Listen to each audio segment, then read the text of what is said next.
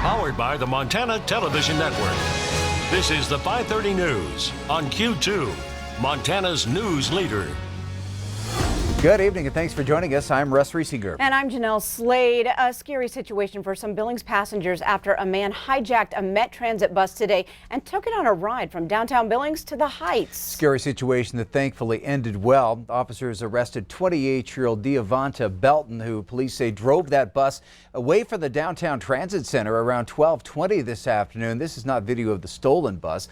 Law enforcement stopped the bus within 5 minutes near the Metro Park upper parking lot on Airport Road and Bench Boulevard. Met Transit manager Rusty Logan says buses can be tracked. Now, 2 passengers on board were not injured and the bus was not damaged. The driver was taking a break and, as per protocol in this cooler weather, let the passengers stay on the bus. And that's when Belton allegedly took the bus. The individual who was operating the bus appeared to know how to operate a bus. I'm not sure if he had been trained in it or not. You kind of got to be familiar with the vehicle before you can actually get it to drive away. The bus did stop pretty much immediately once law enforcement showed up. We're very fortunate that the situation was not more severe than it was, and we're definitely going to be taking the steps necessary to ensure that this never happens again.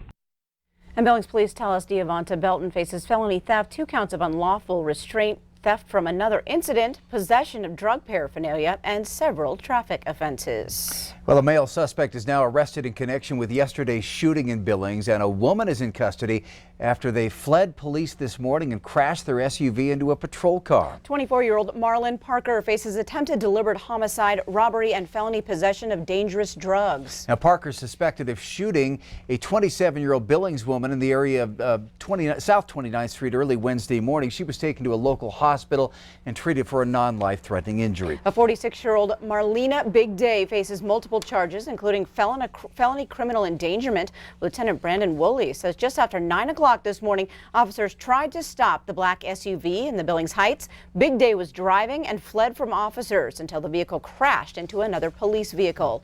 Now, a third subject detained, an 18-year-old male from Billings, was released from the scene. Well, in Great Falls, a boy is dead and 3 people are now facing charges of deliberate homicide, including the child's parents, who also have felony convictions out of Yellowstone County. The parents, Emilio Renova and Stephanie Byington, are both charged with deliberate homicide, child endangerment, and assault on a minor. Byington has been previously convicted of felony child endangerment, and Renova was convicted for aggravated assault and robbery.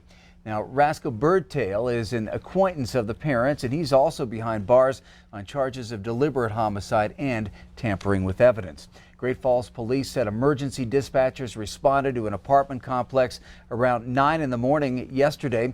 Responders performed CPR on the child, but the child died there at the scene. Details are limited at this time. We do know that the boy's name was Antonio. All 3 are currently being held in the Cascade County Detention Center on $500,000 bond each. Well, 2 juvenile suspects are now charged with the violent break-in and brutal killing of around 30 fish at the National Fish Hatchery in Ennis. Now, the incident happened in late October. We told you about it. The Madison County Sheriff's Office tells us that after MTN News spread the word across the state, tips led them to the 2 suspects. Now, both suspects are non-Madison County residents. They are charged with felony aggravated cruelty to animals and 2 misdemeanors. Now, the investigation is still ongoing, pending restitution. Well, the family of a young girl who was hit by a vehicle as she was exiting a school bus back on November 12th say that they are devastated after an MRI revealed the 6-year-old girl has widespread brain damage now. Her neurologist described it as extreme shaken baby syndrome. Her aunt says if Jordana wakes up, she'll need long-term care. An account has been set up at Whitefish Credit Union in Jordana's name to help with medical care. Charges are still pending against the driver as authorities wait for toxicology results and continue to investigate. The driver's name has not yet been released. Well, you may remember Whitefish Energy, the Montana company whose contract to restore power on hurricane-ravaged Puerto Rico caused a media firestorm. Well, 2 years later, Whitefish Energy says it is still trying to get paid for the extensive work it did complete. MTN's Mike Dennison has that story. In the wake of Hurricane Maria in September 2017, Whitefish Energy was the first major contractor hired by Puerto Rico's Power Authority to repair the island's devastated electrical grid.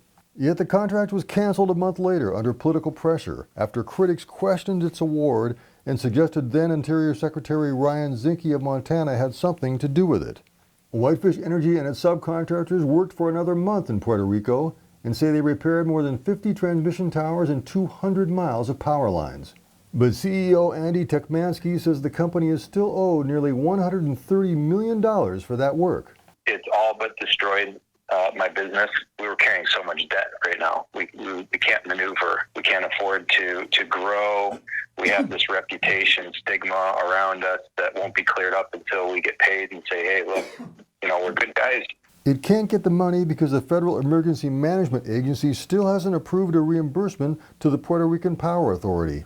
FEMA officials told MTN they're reviewing documents in the 2-year-old case. Tekmansky also said he's asked Montana's congressional delegation for help, to no avail. The office of Senator Steve Daines says it's monitoring the situation, and Senator John Tester's office says it has pressed FEMA to be more transparent about the process. Zinke told MTN News he had absolutely nothing whatsoever to do with the contract, and that the media criticism was part of a political smear. Whitefish Energy, while a small company, had experience repairing power lines in difficult terrain, and Tekmansky had worked in Puerto Rico earlier in his career. He says he contacted Puerto Rican power officials a week before the hurricane hit and pitched his company's services. He also notes that officials from FEMA and a power company that took over the work on Puerto Rico after his company left were charged in September with fraud and bribery, but that investigations found no wrongdoing by his company for its work. So we're the last man standing. We're the ones that never got implicated in anything because we conduct an ethical business. Reporting from Helena, Mike Dennison, MTN News. And you can check out Mike Dennison's full report on Whitefish Energy and its contract at KTVQ.com. There's more news from across our state tonight. Trooper Wade Palmer continuing his miraculous recovery after that tragic night back in March. Tonight, law enforcement personnel who came to his aid are being honored. Join Jeanelle for that and more on the MTN Statewide News at 9 on the CW. But first, on tonight's 5:30 news here on Q2, it was a big day for local schools as community members turned into teachers. Find out more right after the break. And later in sports, Scott has Miles City's side of the story as the Cowboys stare down Laurel in Saturday's title game. And coming up in weather, the rest of this week's going to be spectacular, but come Thanksgiving week, we're expecting a major weather pattern change, one with cold and a lot of snow. We'll tell you all about it coming up. You're watching MTN News with Jeanelle Slade and Russ Riesinger. Storm Tracker weather with Bob McGuire. And sports with Scott Green. This is the 5:30 news on Q2, Montana's news leader.